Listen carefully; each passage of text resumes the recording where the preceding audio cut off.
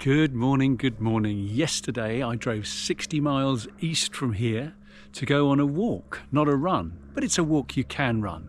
I went to join the Norfolk and Suffolk Long Distance Walkers Association on a 13-mile walk around Needham Market.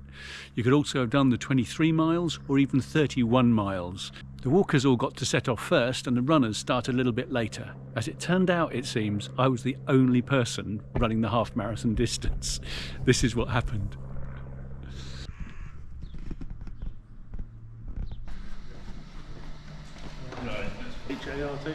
HART, yep. So there we are, all checked in. Very laid back, lovely people. So when did you last come to a half marathon where this was the start?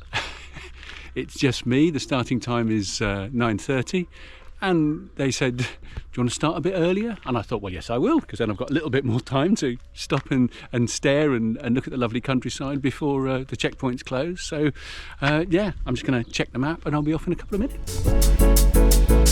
Isn't that fantastic? That was evil. Got all tingly. Where's this? Can I finish? More bog. You find out what you're made of. Frying bacon.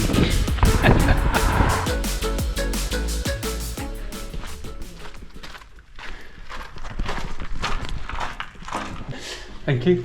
You're welcome. Hello.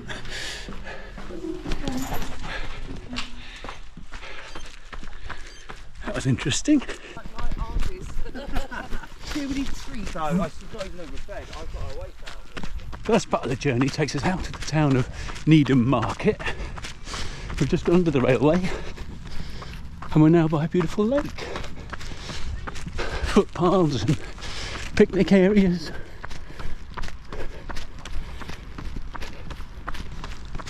What a lovely place to be. And the place of Needham Market, where its prosperity came from wool combing, where they brought wool in, and this was the place where it got combed so it could then be sold on. But then in the 1600s, plague of course affected large parts of the country, and sadly Needham Market got it very badly, so the powers that be enforced a kind of lockdown where they put a chain across the entrance and the exit to the village, thereby stopping anybody coming in or coming out, and 2/3 of the population died. And it wasn't until a couple of hundred years later when they turned this river, the River Gipping, into a canal by widening it, flattening the bottom, introducing I think 15 different locks. That allowed this to bring goods in and out of Needham Market again, and its prosperity returned. And the Gipping obviously is fed by several other rivers, and one of the rivers that feeds it is called the Rattlesden, or known much more colloquially as the River Rat, and hence the name of this run, the Rodent Wriggle, because the longer runs, the 31 miler, that actually follows a lot of the Gipping and the Rat as it winds its wriggly way through the countryside.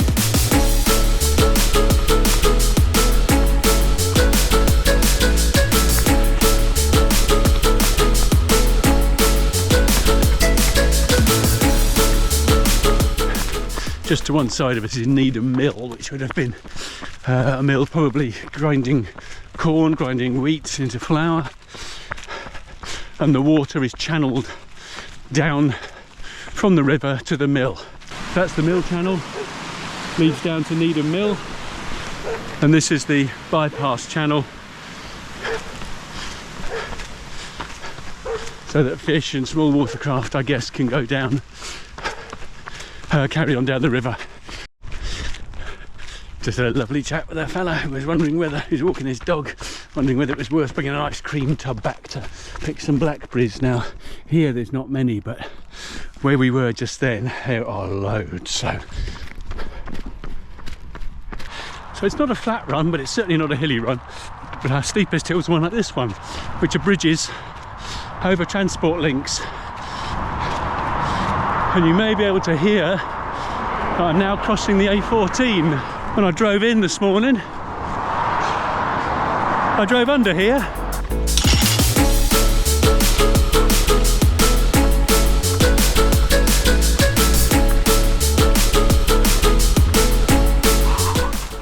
That sun is deceptively warm. I'm glad I'm not running the 23 miler, which is what I initially entered before I stopped and gave myself a stiff talking to. But last weekend I was out at Maverick Chilton's race, not running, but marshalling. I did it last year as well. You may remember that short video that I did there. And while I was at the Maverick race, I also videoed a lessons learned from Snowdon piece, which I will edit and publish very shortly.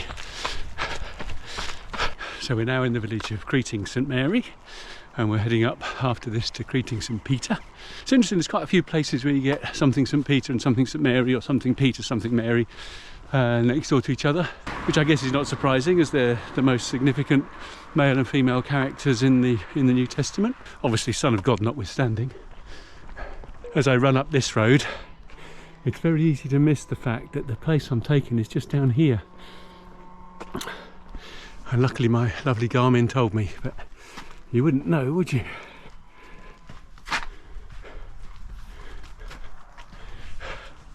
Crumbs.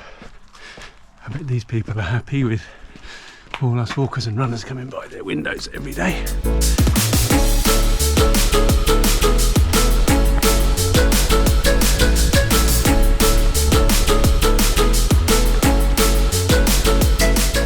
So according to my research, just near here there are some osier beds. And what are they? Well, one of the important materials in the Middle Ages was willow, which you could weave and make really strong things like baskets, like fish traps. If you think of things like lobster pots, they can be made with woven willow. How do they get the willow? Well, they used to grow willow trees, cut the tops off in what they called coppicing, and then when all the new shoots sprang up, they let them get a certain height, and then they'd harvest them, and they would have a whole series of willow trees in various stages of coppicing and regrowth, and they would harvest those new long pieces of willow to dry and then weave as strong supple things. A couple of yurts in a field. It looks like that's a wedding venue, and I think I'm supposed to go up here. Too busy looking at the yurts. Nice. It's really quite interesting. I don't know if you can see that the barley's greener in the shade of the tree, clearly proving that sunlight is what makes grain ripe.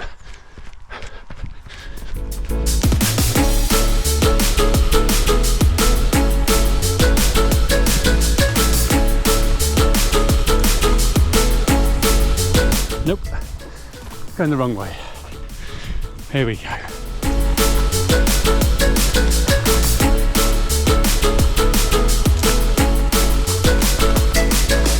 I need to pick some seeds out of my shoes. As you're probably gathering, I'm approaching this as a bit of a run walk. So if I want to walk, I'm going to walk. I'm going to enjoy the journey, and every bit of running I do will be helpful to my fitness. But sometimes you just want to stop and take in what's going on around you, and that suits me fine. So we're now going back over the A14. I said it went from Felixstowe to Rugby. Rugby very much centre of the country, near Coventry, Birmingham, quite a distribution hub. Felixstowe, in case you didn't know, over on the east coast here, Britain's biggest and busiest container port. It handles some 2,000 container ships a year, so 40 a week, and that's something like 4 million containers. That's a lot when you think about it.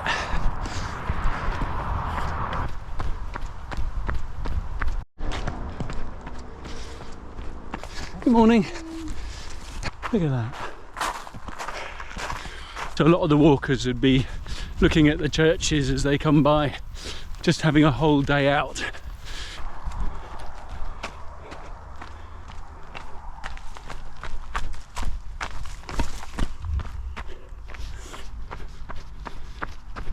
So I think we're about 5.5 miles in now, heading down towards the one and only checkpoint at 7 miles.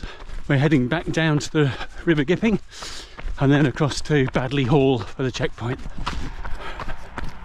This is private drive.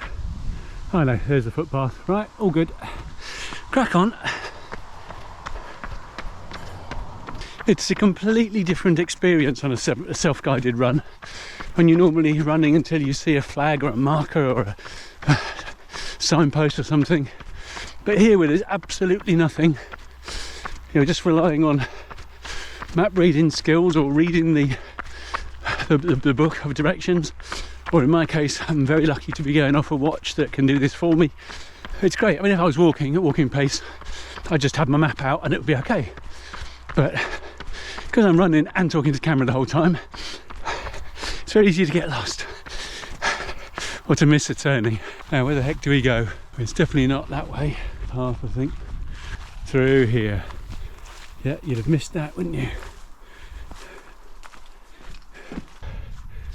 You see the damselfly? Wow, loads of damselflies, little dragonflies on that piece of grass.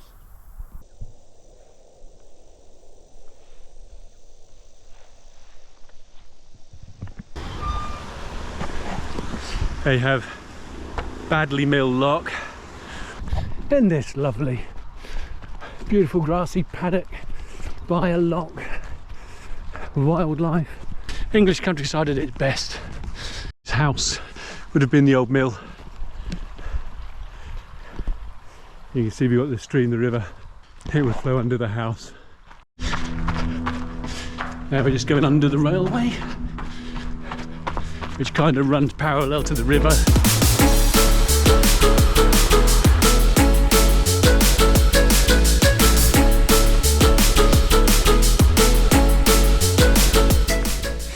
And my watch has just beeped to say I'm at 7 miles, which is, but I'm at 1 hour 33. I think that means I've only got just over 5 minutes to get to the checkpoint before it closes. If I don't check in, I'll get disqualified from the competition. It looks like it's just at the bottom of the hill. Well, there they are. Let's hope we're not too late. Hello! You're not going to ask me my number, aren't you? So, made it with 6 minutes to spare, and I started 6 minutes early, so that's quite interesting. That would have been really tight otherwise.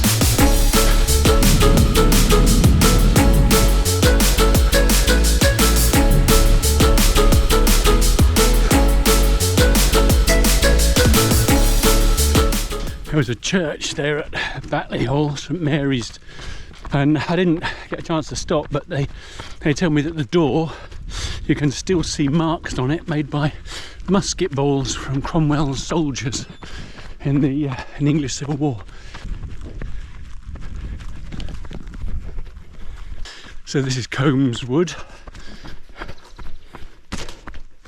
mentioned in the Doomsday Book. Right, should be fine.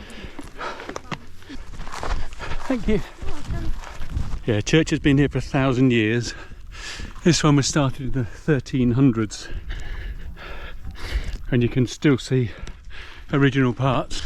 So whilst the first part of the run was that big up and back, crossing the A14 to Creating St Mary and then Creating St Peter and coming back again down to Badley Hall, we're now just doing a nice little loop around back to Badley Hall. I think probably about 3 or 4 mile loop.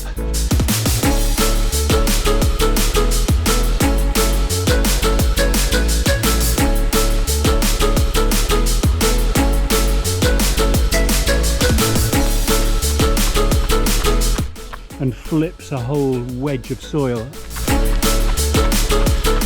I've passed quite a lot of people now, about 10 or 15 I suppose, walkers, and they've all been ever so friendly, ever so encouraging, some with dogs, some without. Last one just said in the nicest possible way, well, I hope we don't see you again. So we just got back to Badley Hall Normally or in previous years we would have popped back and the checkpoint would still have been open, but they closed it at 11 o'clock this morning, so no checkpoint. So that was just behind us, so we're now cracking on. We've just popped over a tiny little footbridge over a trickle, but it's actually known as the Wattisden Waterway, and it's one of the tributaries of the River Gipping that we started on. So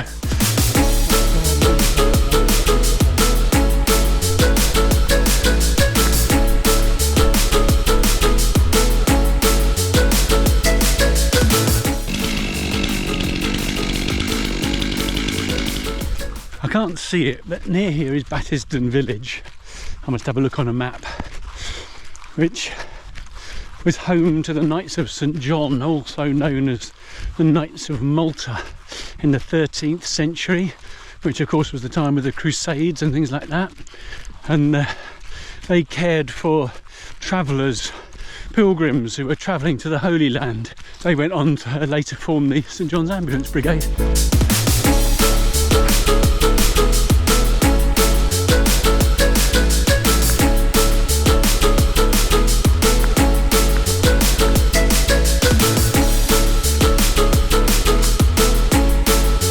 This is going to take us up to the highest point of the run before heading back down to Needham Market for the finish. So the GoPro's stopped, so I'm filming this bit on my phone, so hopefully it'll be okay for you and you'll hear what's going on. But we've just come over the highest point. I don't know if you got that bit, and we're now heading down the last mile or so back into Needham Market, and it's looking lovely.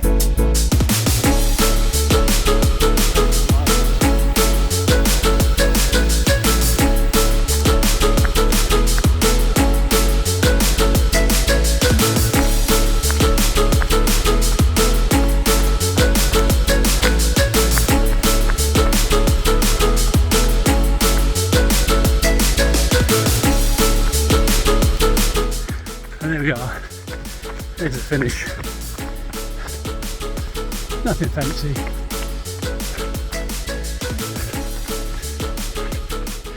Just a lovely run. And that was that. Such a shame the battery let me down at the last minute, but I've now got a spare battery which I'll take with me fully charged, and it won't happen again. So how was my first experience of the LDWA? Lovely.